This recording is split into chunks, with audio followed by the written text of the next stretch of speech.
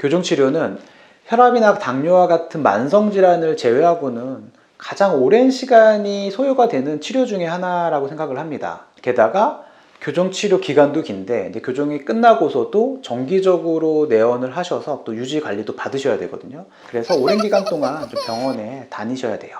이 기나긴 교정치료 동안 어떻게 하면은 잘 적응을 하고 치료에 도움이 될 수 있을지에 대해서 오늘 말씀을 드려보도록 하겠습니다.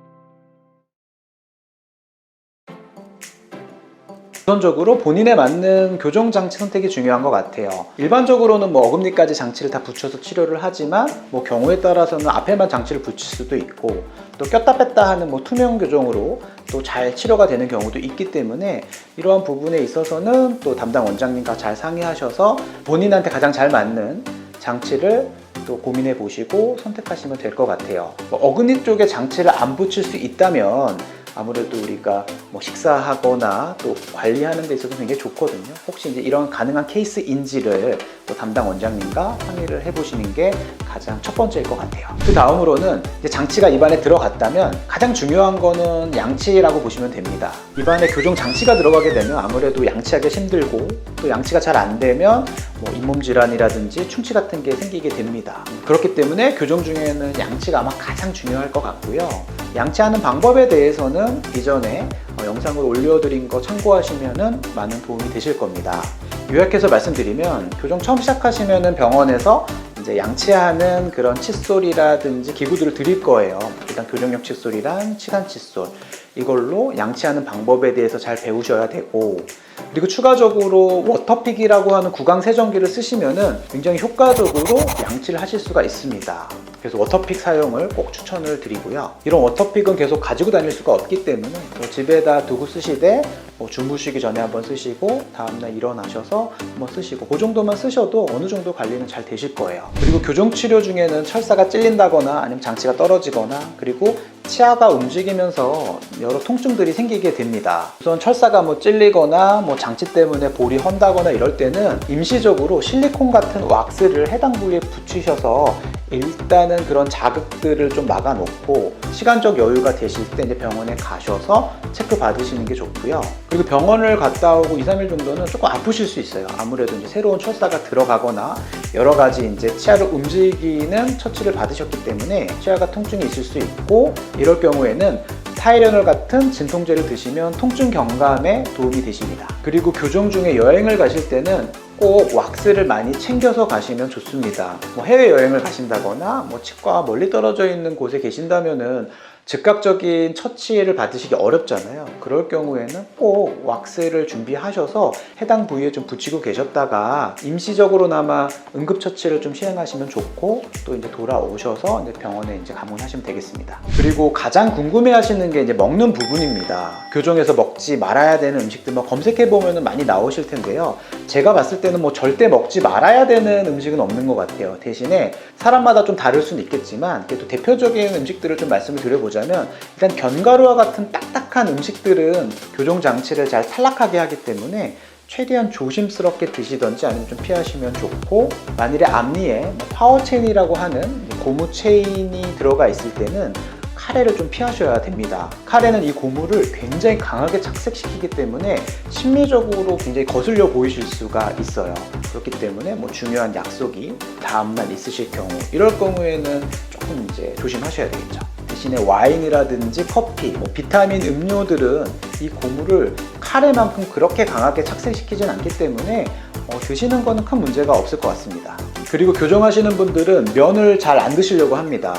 왜냐하면은 교정장치가 있는 상태에서 면을 드시게 되면은 이 면이 통째로 교정장치 위에 이렇게 얹혀지는 경우들이 있어요.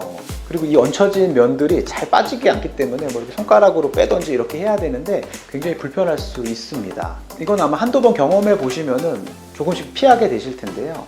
그리고 중요한 식사 약속이 있을 때는 그런 면 종류를 드시는 거는 조금 피하시면 좋을 것 같아요. 그리고 흑임자, 인절미라든지 팥빙수 같은 거를 이제 교정 장치 있는 상태에서 드시게 되면은 또 그런 검은색 가루들이 그 브라켓 주변에 다 껴서 굉장히 또 거슬려 보이기도 합니다. 그 밖에도 고기처럼 질긴 음식들은 이제 씹을 때 좀 아프다거나 음식물도 많이 낀다거나 하는 많은 이제 음식들이 있는데 이거를 처음부터 다 피하진 마시고요. 좋아하는 음식들은 조심스럽게 드셔보시되 정말로 너무 끼고 아프다 그런 거는 하나씩 좀 제외하시는 게 좋을 것 같아요. 그리고 교정치료 중에는 양쪽으로 잘 씹으시면 좋습니다. 물론 치아들이 막 움직이고 있는 상황에서는 한쪽은 좀 편하고 한쪽이 불편한 경우가 많기 때문에 보통 편측 저작을 많이 하시는데요. 그래도 의도적으로라도 좌우측을 균형 있게 식사를 해주신다면은 치아들도 좀 균형 있는 움직임을 보이게 돼요. 특히 교정치료 초반에 철사가 한쪽으로 막 찔리는 경우가 굉장히 많거든요. 대부분은 편측 저작 때문에 힘을 한쪽으로 받아서 그 철사들이 하나 쏠리는 현상들인데 좌우측으로 좀 식사해 주시면 그런 것도 예방할 수 있고, 그리고 우리가 치아를 움직일 때 유독 한쪽만 잘 안 움직이는 경우가 있거든요. 그럴 때도 그쪽 부위를 잘 좀 자극을 주면은 그래도 치아 움직임에는 도움이 됩니다. 단 너무 무리하게 뭐 좌우측으로 씹어서 뭐 턱이 아플 정도로 하신다면은 그건 절대 그렇게 하시면 안 되고요. 어느 정도 편안하신 상태, 정상적인 상태에서만 진행하시면 돼요. 그리고 교정치료가 잘 진행되게 하는 방법 중에 하나가 내원 약속을 잘 지켜주시는 거예요. 너무나 당연하게 생각하실 수 있는데 저도 환자분들을 보면은 대부분은 내원 약속을 잘 지켜주시지만 일부는 잘 못 오시는 분들도 계세요. 물론 이제 본인의 일이 바쁘셔서 아니면 지역이 너무 머셔서 여러 가지 이유가 있으신데 은근히 잘 못 오시는 분들이 계시게 됩니다. 그럴 경우에는 대부분의 큰 문제는 없는데 입안 상태가 잘 체크가 안 돼서 뭐 잇몸이 많이 부었다거나 뭐 충치가 생겼다거나 이런 경우도 있고요. 그리고 너무 오랜만에 오신 경우에는 치아가 움직이다가 이제 그 상태에서 다시 굳어버린 경우가 있어요. 그러면 얘를 다시 움직이려고 또 우리가 또 시동을 또 걸어야 되거든요. 또 그만큼 치료 기간이 또 딜레이도 될 수도 있고, 그래서 약속을 잘 지켜주시는 게 교정치료가 잘 끝나는 방법 중에 하나입니다.